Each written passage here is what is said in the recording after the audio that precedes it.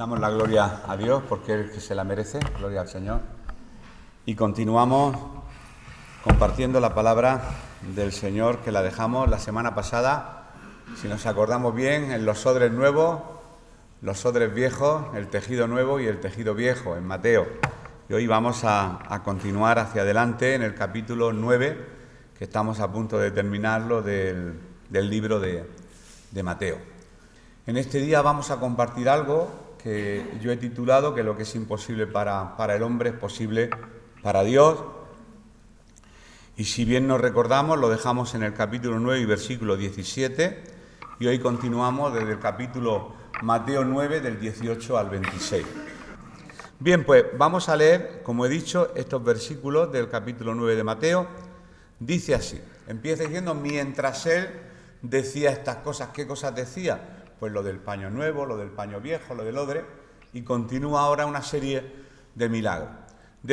Apuntar antes de leer este texto, que cuando leemos milagros, porque Jesús hizo muchos milagros, y queremos materializar el milagro como algo actual, que el Señor puede seguir haciéndolo, eso no lo discutimos los cristianos, pero no nos centramos única y exclusivamente en ese milagro, en la apertura de las aguas del Mar Rojo, sino que el mayor milagro es que un alma se convierta a Cristo. Ese es el milagro. El milagro realmente es que el Señor pueda ir transformando nuestro corazón y santificándonos.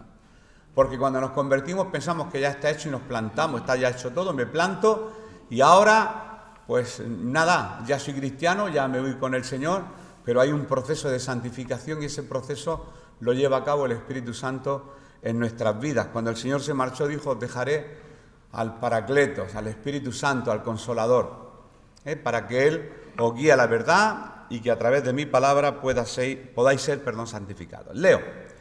Mientras él le decía estas cosas, vino un hombre principal, es Jairo, ahora lo leeremos, y se postró ante él diciendo, mi hija acaba de morir, mas ven y pon tu mano sobre ella y vivirá. Y se levantó Jesús y le siguió con sus discípulos.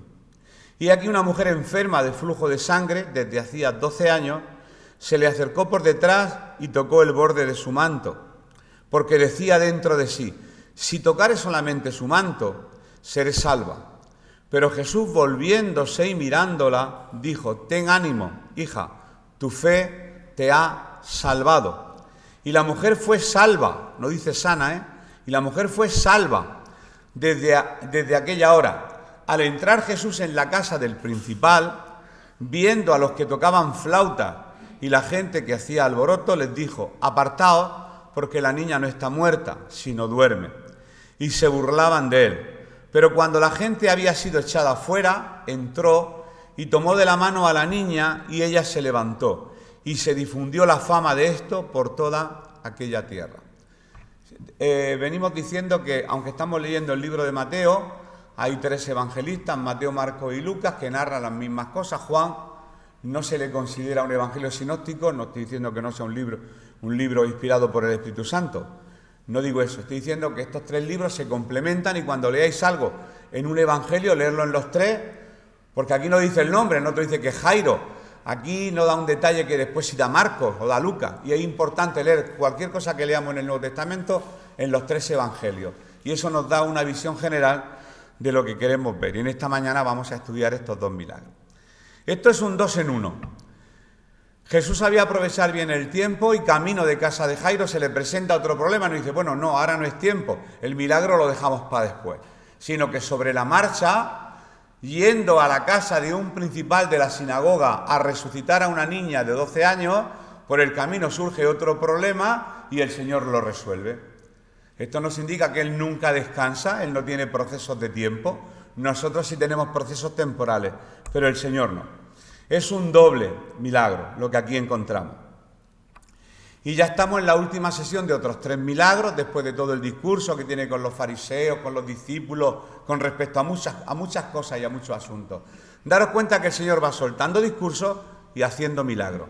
Habla de la palabra y hace milagros, como demostración de su poder. Nosotros quizás los seres humanos nos arraigamos más a los milagros porque es lo que más emoción nos produce. Y hemos orado y ha sanado, amén. Y es maravilloso, creemos, pero el Señor va mucho más allá. De hecho, veremos que cuando sana a esta mujer del flujo de sangre, la sanidad está en un segundo plano. es la consecuencia de la salvación, porque a Jesús lo que más le importa siempre es la salvación de las almas. ¿Por qué? Porque la vida es eterna. Lógicamente, si pensamos con una mente natural, aquí estaremos un rato, pero la vida es eterna. De hecho, lo repito hasta la saciedad, que la resurrección de Lázaro fue un milagro maravilloso, pero que Lázaro se volvió a morir. Cualquier vecino podría haber dicho, ¿para qué viene ese Jesús a este pueblo a resucitar a un muerto que se vuelve a morir? Doble entierro. Porque lo importante no es la muerte o la vida, la sanidad o la enfermedad. Lo importante es la vida eterna, la salvación de nuestras almas. Y Jesús lo deja bien claro. Y Marcos más, y Mateo más, que lo que le interesa es que nosotros sepamos que Él era el Mesías, el ungido, el Salvador del mundo. Este pasaje lo conoce todo el mundo y lo habréis escuchado muchísimas veces. Hoy es sencillo lo que vamos a compartir. Lo habéis escuchado hasta la saciedad. Y alabanzas hay tropecientas mil de la resurrección de la hija de Jairo, de la mujer que tocó el manto con fe y fue sana. Conocemos varias alabanzas, por lo menos en las congregaciones por las que he pasado sí hemos escuchado alabanzas que hacen alusión a este doble milagro que se narra aquí en 8 versículos. Se narra un doble milagro. Sin embargo, si lo leéis en el libro de Marcos, hay 23 versículos que hablan de lo mismo. Si os vais a Lucas, os encontráis 17 versículos que hablan de lo mismo. Pero aquí en Mateo, con 8 versículos, se ha contado la historia.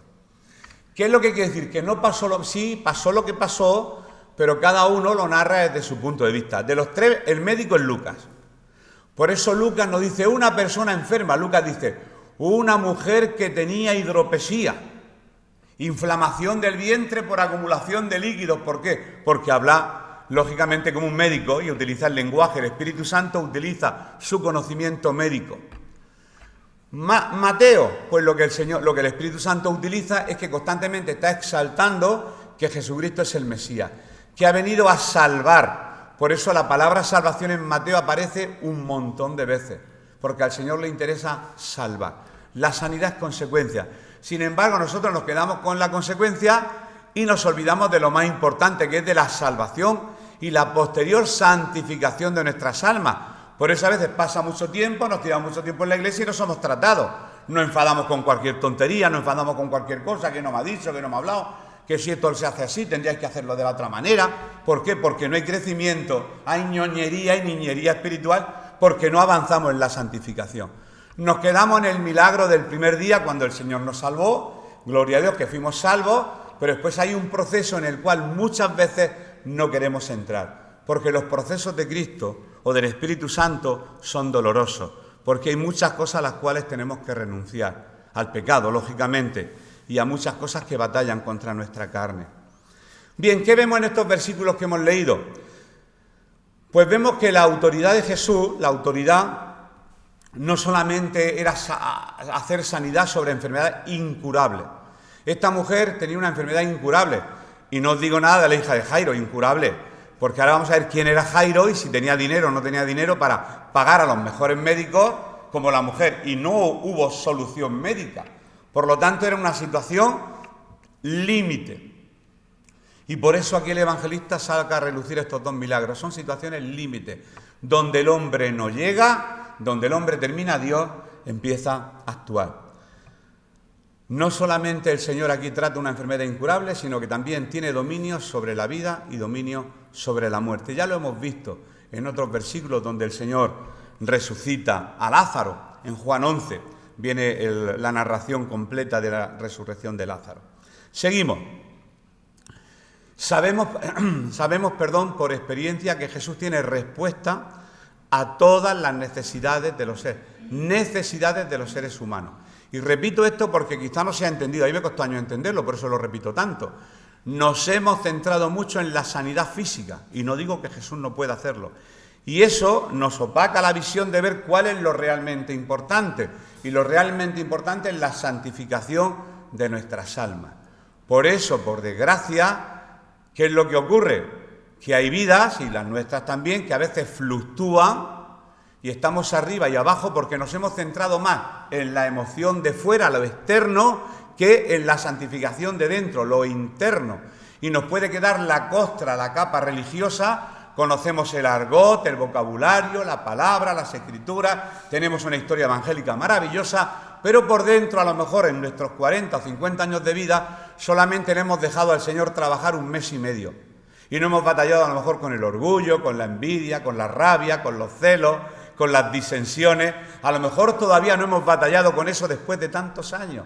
¿Por qué? Repito, porque estamos más atentos a lo que ocurre fuera que a lo que ocurre dentro. Y el Señor viene a sanar lo de dentro de nuestro corazón. El Señor tiene respuesta. Y aquí viene el título, como he titulado esto, que lo imposible para el hombre es posible para Dios. Eran 2 situaciones límite que el Señor, camino hacia un milagro, por el camino sucede otro.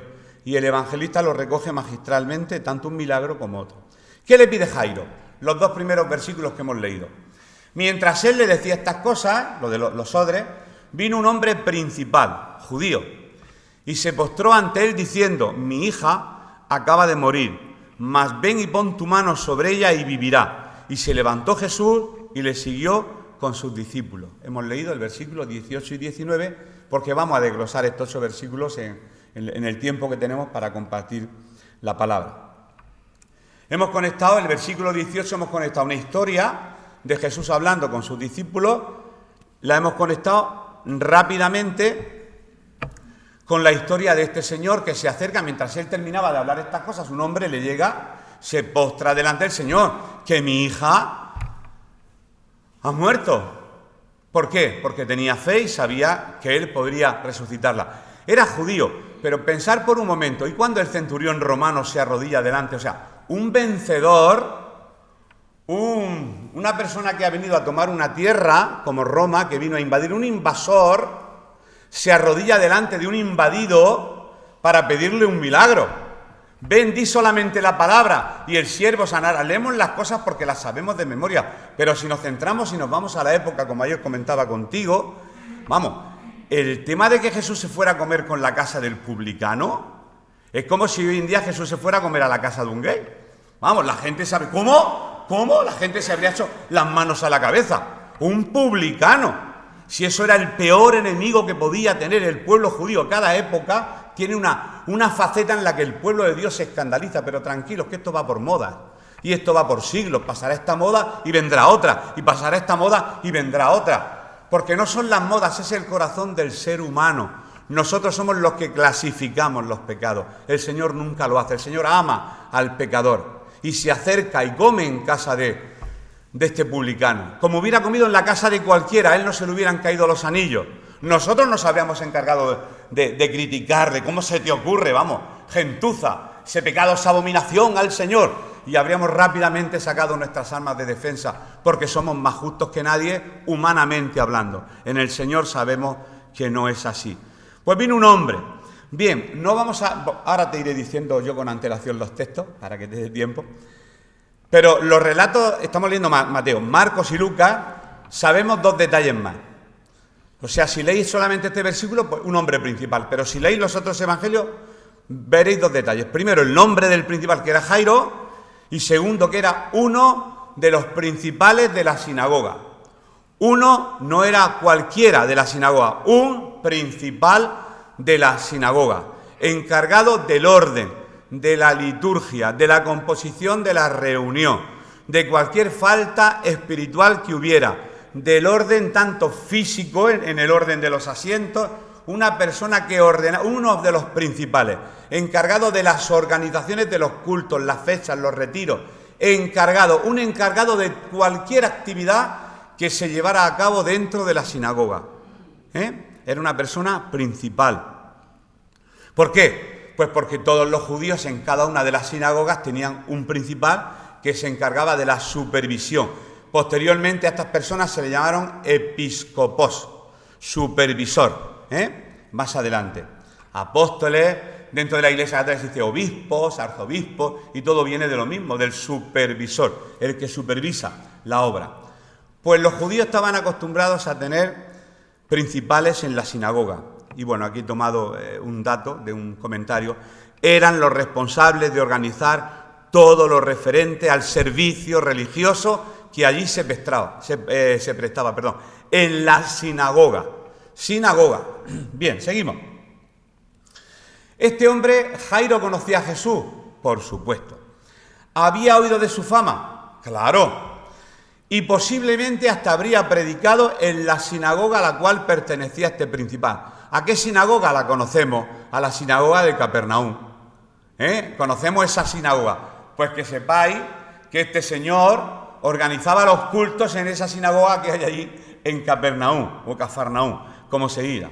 ¿Por qué? Porque los hechos, según los historiadores, hay una aproximación casi al 100%, ocurrieron en la región precisamente de Capernaum. Bien, pues vemos que a pesar de que se tratara de un principal, una persona importante, reconocido por todos los judíos, los rabinos de la época, vino y se arrodilló delante de él. Una persona de los que estaban en contra de Jesús va y se arrodilla delante de Jesús. Es que cuando truena es cuando nos acordamos de Santa Bárbara. Cuando tenemos un problema, todo el mundo... Hay ateos que son ateos hasta el día que tienen el problema, dejan de ser ateos. ¡Ay, Dios mío! ¿Se acuerdan de Santa Bárbara cuando ese es el ateo de nombre? Está el ateo teórico, el que lo es en teoría, y está el ateo práctico. Hay ateos que realmente son ateos, ocurra lo que ocurra, dicen que no creen y no creen. Pero hay ateos que son de boquilla. Y cuando llega el momento de problemas en casa, claman a ese Dios en el cual han confesado tantas veces que no creen. Y le dice, este principal de la sinagoga, se postra, se humilla delante de otro judío. Mi hija acaba de morir, mas ven y pon tu mano sobre ella y vivirá. ¿Cómo sabía este principal que Jesús poniendo la mano sobre ella? Porque creía. Daros cuenta que el Evangelio se predica y todo el mundo no cree. Esa es la experiencia de los que estamos aquí. ¿Cuántas personas habrán entrado por esa puerta? Los que estáis aquí siempre. Y por la anterior, ¿cuántas? Pues pregúntalo en esta mañana en cualquier local de culto de cualquier iglesia de Cartagena. Hermano, ¿cuántos han pasado por esa puerta? ¿Cuántos realmente han entregado su vida a Cristo? De hecho, de forma inocente, que no maligna, se dice que a veces las iglesias son iglesias de puerta giratoria. Entran y salen. Como esas puertas antiguas de los bancos, que giraban, y en algunos hoteles también se encuentran. Las puertas giratorias de entrar y salir. Porque todo el mundo no acepta a Cristo, aunque vea milagros. Hay personas en las cuales se han producido milagros en sus propias vidas y han preferido servir al mundo que servir a Cristo, porque es una decisión voluntaria. El Señor no obliga absolutamente a nadie. Bueno, pues el Evangelio según San Marcos, que no es el que estamos leyendo, y no hace falta buscarlo, nos enseña que la petición de este hombre era que su hija estaba agonizando y no había muerto todavía. Eso lo dice un evangelista. Entonces, ¿en qué quedamos? ¿Estaba muerta o no estaba muerta? Ahí vienen los estudiosos de la palabra siempre a buscarle 4 patas al gato. Como llegaron a la isla de Gadara y salieron 2 endemoniados. Yo les digo, y fueron a la isla de Gadara y salió un endemoniado. ¿En qué quedamos? ¿1 o 2? Esos son los que le buscan 4 patas al gato. Bueno, pues estaría agonizando. La palabra agonizar quiere decir casi muerto. Casi muerto. Y en las traducciones, si las leemos, pues mi hija está casi muerta. Es lo que realmente dice el texto. Está muriéndose. Está muerta, es un hecho ya fáctico, hecho, y se está muriendo, es que estamos esperando a que llegue el desenlace. Pero no nos vamos a entretener en esa tontería. Y Lucas nos dice que tenía 12 años. Ya sabemos la edad, era una niña de 12 años agonizando a punto de morir. Y ante la angustia de este padre, clama a Jesús, y Jesús podría... Pues no sé, pues podría haber dicho, pero ¿cómo? Si vosotros los judíos de la sinagoga, los fariseos, estáis contra de mí, ahora tú vienes a pedirme un favor. Pero no estamos hablando de una persona que tiene rencor. Estamos hablando del Hijo de Dios que se le conmueve el corazón cuando hay un dolor ajeno. Y él se acercó a la casa de Jairo. Ven y pon tu mano sobre ella y vivirá. Eso lo encontráis en los 3 evangelios, Mateo, Marcos y Lucas. Ven, Jesús. Pon la mano sobre mi niña y ella vivirá. Jairo era un hombre que no solo gozaba de buen nombre, estos son de comentarios, sino que gozaba de un buen bienestar económico. O sea, quiere decir que él buscó médicos, galenos de aquella época, buscó médicos y los médicos en función de la medicina de la época intentaron ayudar a esa niña y no lo lograron, no lo consiguieron. Y ante la desesperación, ¿a quién recurre el principal de la sinagoga? Pues a Jesús, del cual había oído directamente en su propia sinagoga, su propia iglesia, su propio lugar de culto o en cualquier lugar a las afueras de Jerusalén, que él tenía poder para hacer milagros. Dijo, pues si tiene poder, también lo tendrá para hacerlo con mi hija. Ningún médico, ni todo el dinero y prestigio de su posición eran capaces de sanar a esa niña. Bien, eso ya lo hemos dicho. ¿De qué se trataba? De una causa perdida, por lo tanto, por eso hemos titulado que lo que es imposible para el hombre es posible para Dios. Una causa perdida, una causa perdida. Y digo, nos seguimos centrando en la enfermedad. El Señor en este caso hacía milagros porque tenía que manifestar que era el Hijo de Dios. Hoy en día parece ser que también necesitamos el milagro para que la gente se convierta, y no es así. La forma de la conversión no es ver el milagro, sino arrepentirse de nuestros pecados. Tenemos que arrepentirnos, no ver un milagro. Si yo viera, creería. Así no funciona. Así no funciona. Si yo me arrepiento, lo dijimos ayer, que arrepentirse es cambiar de mente, es cambiar de... Si yo estoy conduciendo hacia el este, conduzco hacia el oeste. Abandono el pecado y me dirijo hacia Cristo. Eso quiere decir realmente arrepentirse, cambiar el rumbo de mi vida. No esperar ver nada espectacular para que aumente mi fe, porque la fe no aumenta por la visualización de milagros, sino cuando nos arrepentimos y nos rendimos al Señor es cuando Él hace el milagro y Él nos salva. Cuando Jairo se presenta delante del Señor, Jesús no le rechazó.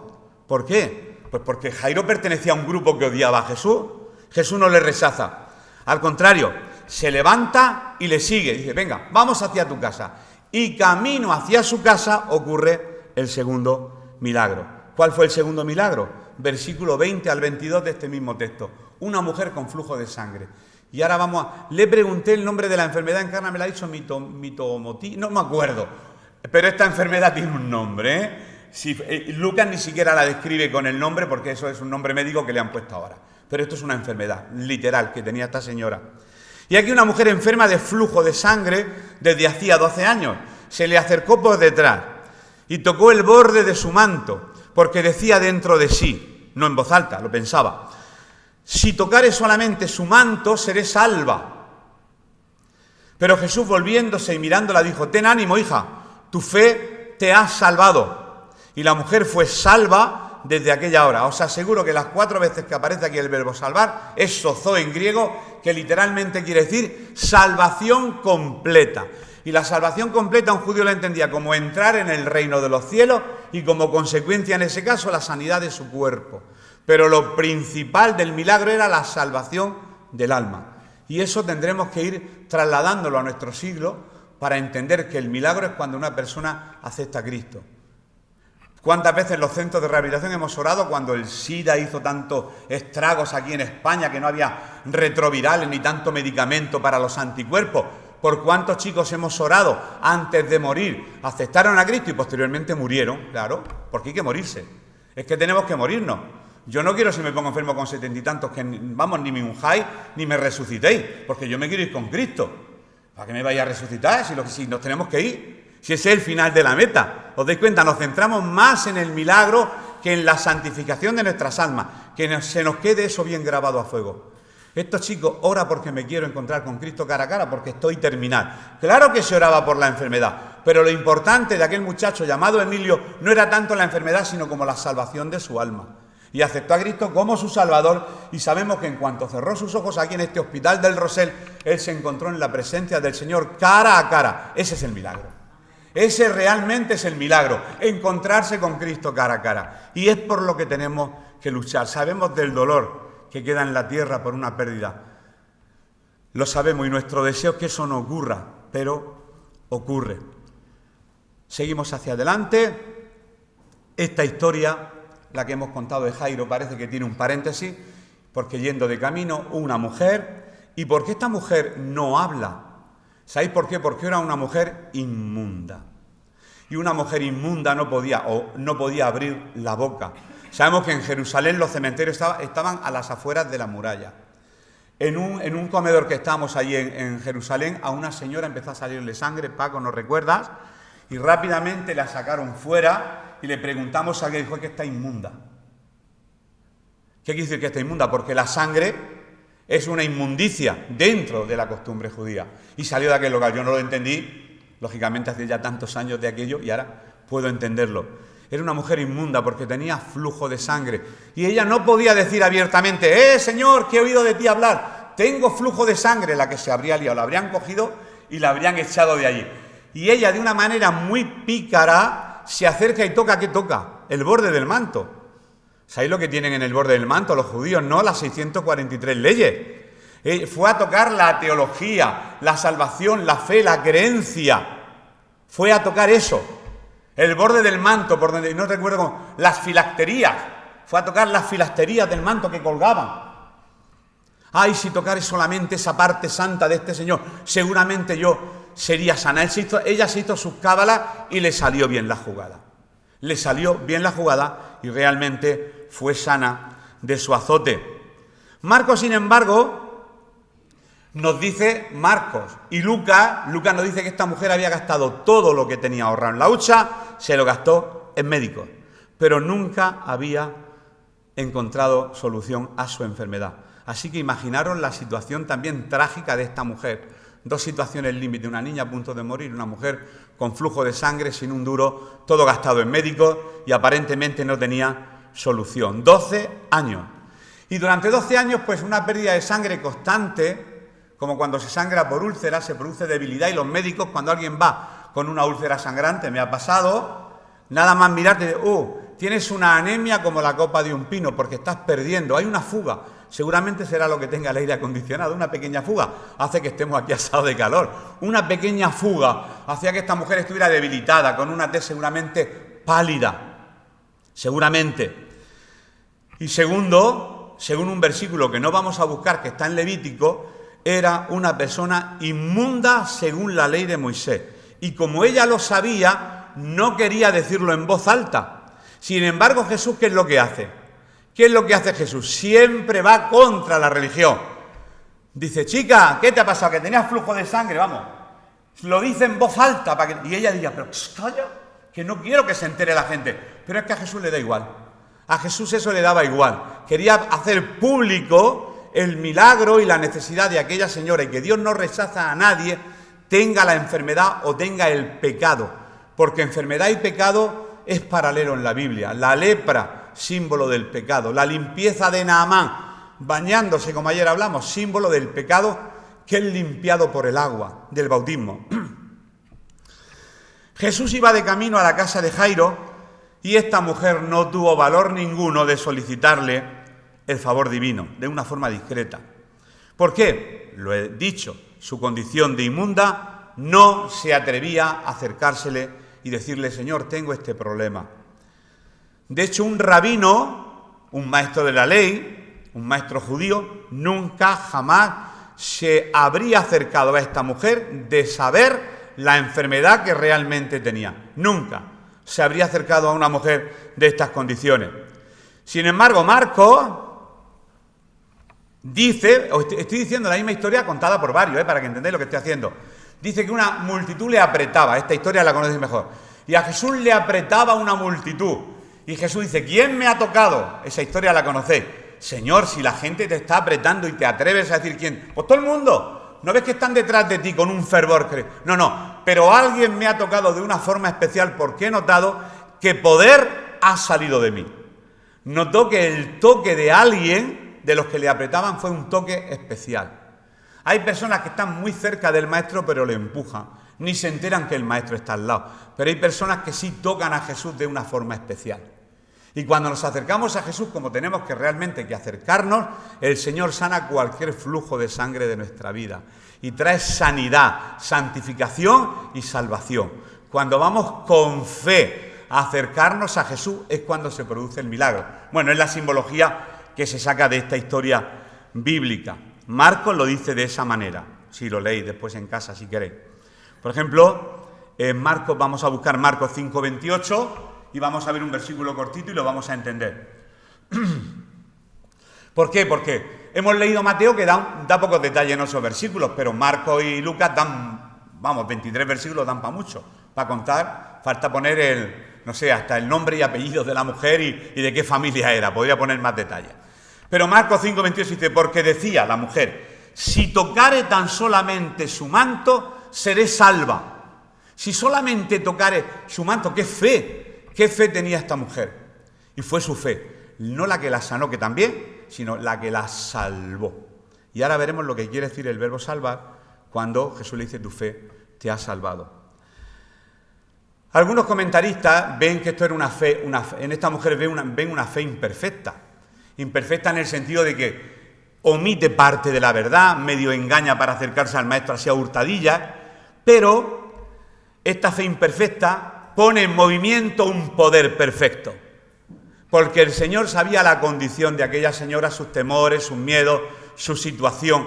Y a pesar de ser una fe imperfecta, hay gente que dice, es que si yo tuviera fe, a veces el Señor ve imperfecciones en nuestra fe. Pero eso no le impide que Él pueda obrar en nuestras vidas, a pesar de nuestras imperfecciones. No hablo de malas actitudes, hablo de que somos seres humanos y que podemos tener una fe que no sea perfecta. Una fe casi supersticiosa. Si voy y lo toco, se producirá el milagro, pero le funcionó. ¿Y esto qué es lo que nos muestra? Lo he anotado, que aunque nuestra fe no sea perfectamente perfecta, Dios va a terminar honrándonos si ve en nosotros un atisbo de fe, de acercarnos a Él con una necesidad específica.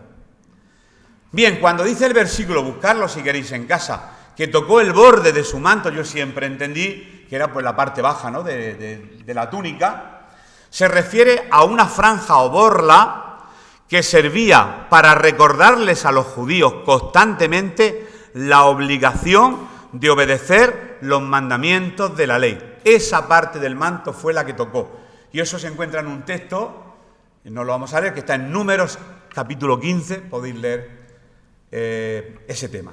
¿Cuántas leyes tenían los judíos? 643 leyes. Eso nos lo dijo Gonzalo en aquel viaje, las mismas semillas que tiene una granada. Y ahí, cuando esto se cuenta en los colegios, los críos preguntan, ¿y una granada que sea pequeña qué tiene? Pues 643 semillas más pequeñas. Y si la granada es muy grande, pues 643 semillas que son más grandes. Esto es un paralelismo, es real, es milagro. No, esto sería cábala judía, jugar con los números. No me gusta jugar con los números. Pero bueno, si es una coincidencia, es una bonita coincidencia. Y ella fue derecha a tocar el borde del manto de Jesús. Posiblemente nuestros conceptos teológicos, los nuestros, no sean profundos. Bueno, y podemos estudiar la Escritura siempre. Pero muchas veces la mano de Dios se mueve más entre personas sencillas que creen en su poder que en grandes académicos y eruditos que tratan de encontrar una explicación lógica en todo. Yo aquí no me voy a extender porque ya se me podría pasar el tiempo si toco este tema. Hay gente que están contra los que estudian y estudiosos que están contra los que no saben. Yo pienso que en todo un equilibrio, como decía Aristóteles, el término medio.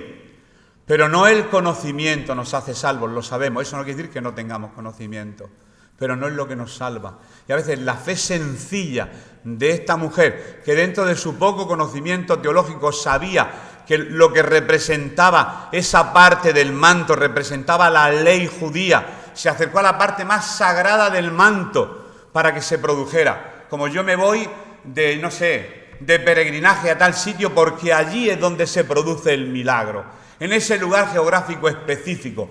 En cierto modo, había una superstición religiosa judaica que pensaba ella que la iba a sanar. El Señor la sanó, a pesar de que fue una fe, como he dicho, imperfecta. Y dice Marcos, en el capítulo 5 y versículo 29, dice lo siguiente. Y enseguida, no tardó mucho tiempo, enseguida, solamente tocarla, y enseguida la fuente de su sangre se secó, y sintió en el cuerpo que estaba sana de aquel azote. Lo sintió, ella lo sintió. Pero Jesús, vamos a seguir en Marcos, sabiendo lo que había pasado, dice en voz alta. Luego Jesús, conociendo en sí mismo el poder que había salido de él, volviéndose a la multitud, dijo, ¿quién ha tocado mis vestidos? Y sabemos lo que dijeron Pedro, Juan, los que siempre estaban cerca. Señor, ¿cómo te atreves si todo el mundo te toca? No, pero esta mujer me ha tocado de una forma distinta. Lucas 8:45, vamos a leer. En Lucas 8:35 dice así la palabra. Y negando todo, dijo Pedro a los que con él estaban. 8:45, igual lo he dicho mal, 8:40. Y negando todos, dijo Pedro y los que con él estaban: Maestro, la multitud te aprieta y oprime y dices: ¿quién es el que me ha tocado? Pero Jesús no se refería a un toque físico, sino a un toque espiritual, un toque de fe. Alguien me ha tocado porque yo he conocido que ha salido poder de mí. Bueno, y esto pues nos enseña la lección que ya hemos dicho tantas veces. Seguimos hacia adelante.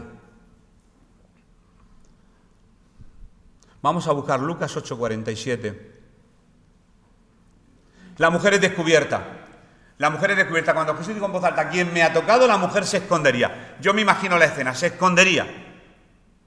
Es como cuando decimos: hoy vamos a sacar voluntariamente un hermano a dar testimonio. Todos sentáis en la parte de atrás y escondidos así para que no nos saquen, ¿a que sí? Y el corazón se pone a 300. ¿A quién le gusta subir aquí? ¿A que sí? ¿A qué cuesta? Y en los colegios los quiero hacer lo mismo. Mañana vamos a sacar a 3 alumnos y se esconden todos en las últimas filas para que no... Y esta mujer se escondió, por si iba a ser descubierta. Entonces, cuando la mujer vio que no había quedado oculta, vino temblando, asustadísima. Y postrándose a sus pies, le declaró delante de todo el pueblo por qué causa la había tocado. Tuvo que confesar aquello de lo que tenía miedo. Te he tocado porque tengo flujo de sangre. Me imagino el ¡oh! De los más religiosos. ¡Oh! ¡Qué pedazo de pecado! Yo me parto de risa con los religiosos que me hacen reír, me hacen reír. Porque como Jesús no era nada religioso, huelo la religión a 3 kilómetros. ¿Así? Digo, se huele por aquí a religión. Hay gente que dice: huelo aquí a chamusquina, yo huelo a religión a 3 kilómetros. Se escandalizarían cuando dijo esto esta mujer, y públicamente, sin esconderse. Hay testimonios que aquí se contarían y la iglesia diría: ¡gloria a Dios! Y otros testimonios que se contarían y la gente guardaría silencio. ¿Por qué? Pensadlo.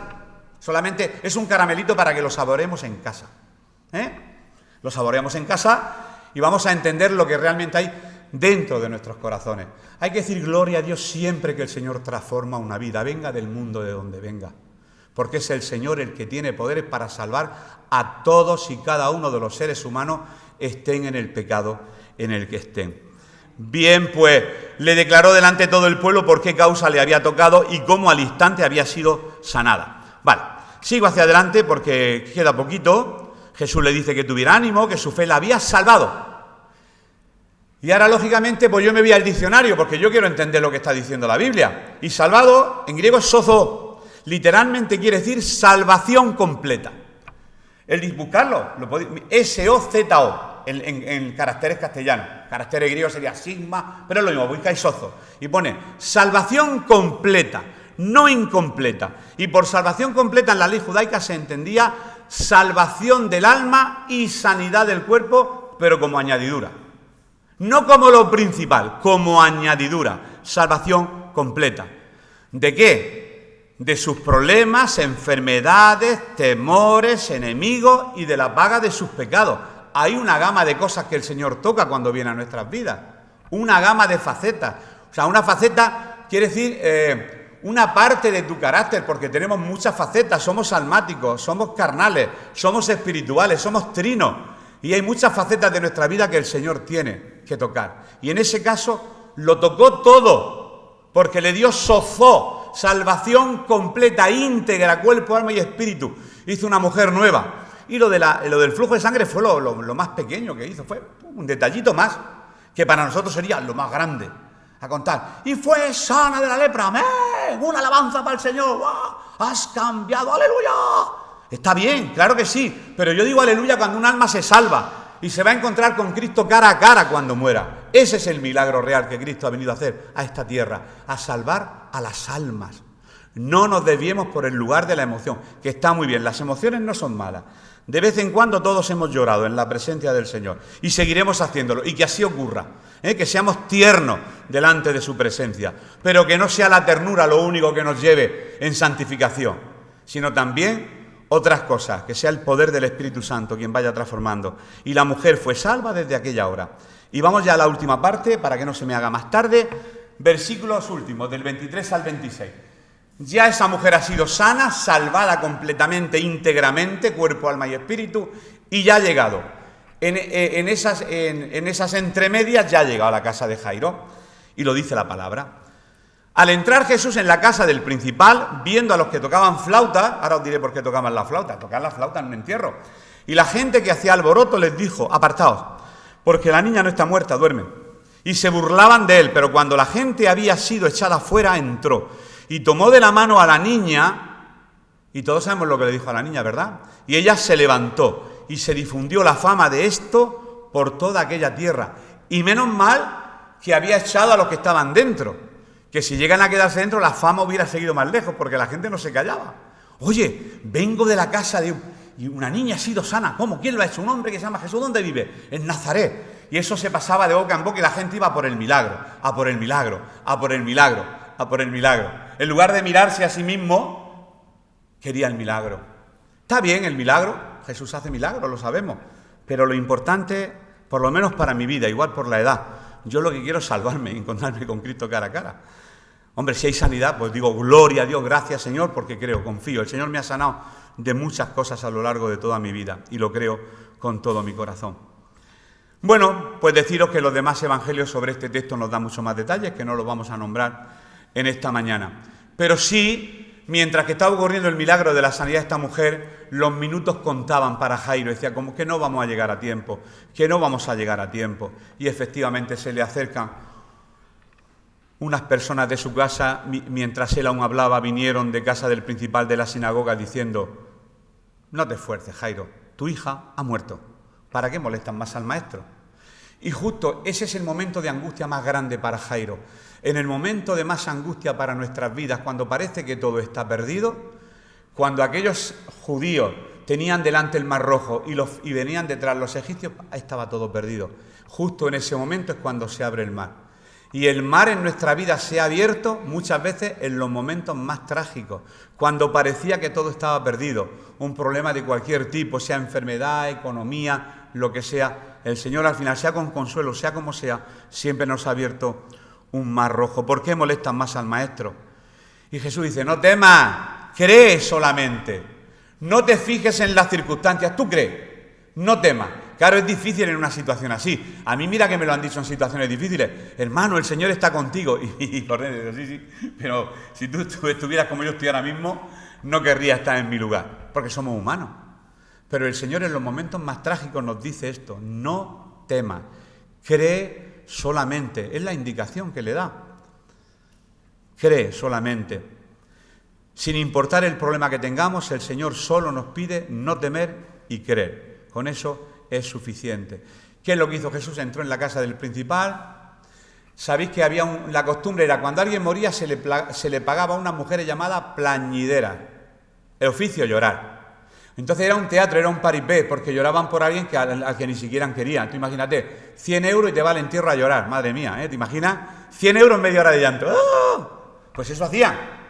Eso ahora suena ridículo, pero eran plañideras, mujeres pagadas para llorar, para levantar la emoción y el sentimiento de las personas que habían perdido al ser querido.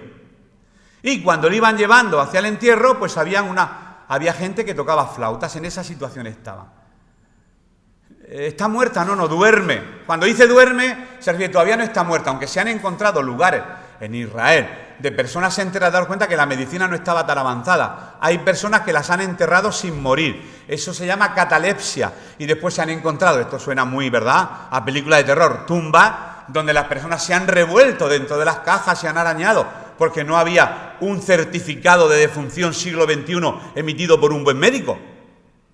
Eso realmente ocurría. Y en esta zona donde había un cementerio, se han encontrado muchas personas que después de haber sido enterradas se habían movido, porque no estaban realmente muertas. Las enterraron en plena agonía. Esto suena, lógicamente, a locura, pero eso realmente es así. Pero cuando Jesús dice no está muerta, sino duerme, estaba diciendo, está muerta, pero no preocuparos que yo soy la resurrección y la vida, y esta niña va a resucitar.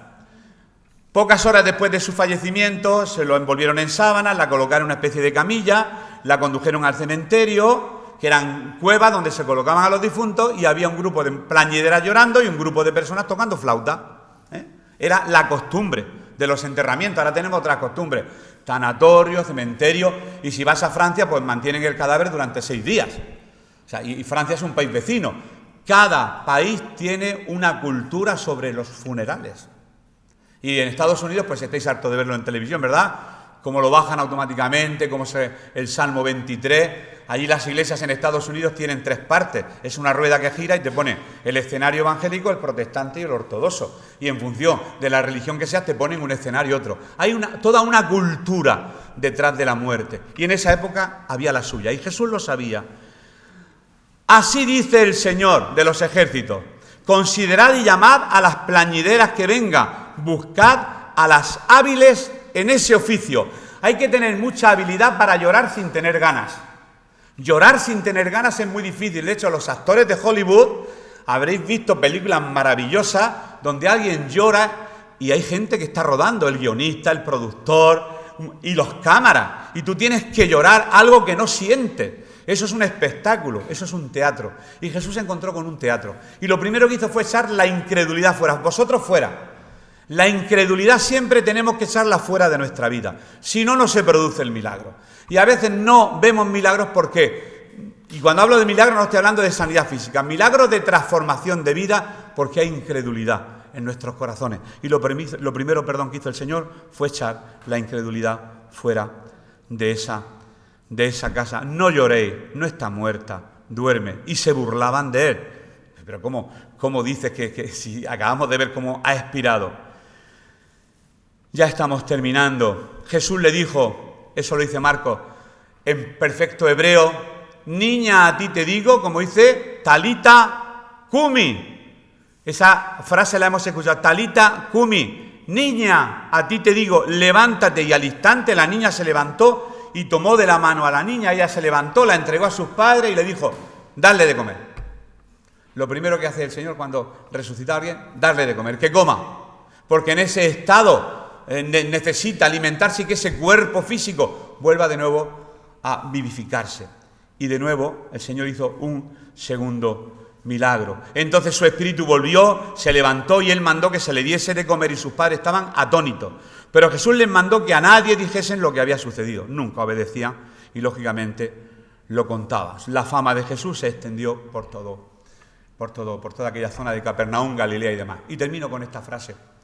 Estos 2 milagros que hemos visto, el de la resurrección de esta niña como la de la mujer del flujo de sangre, nos muestran que aunque sean causas que para el hombre son causas perdidas, Jesús tiene autoridad y poder para obrar en favor de nuestras vidas.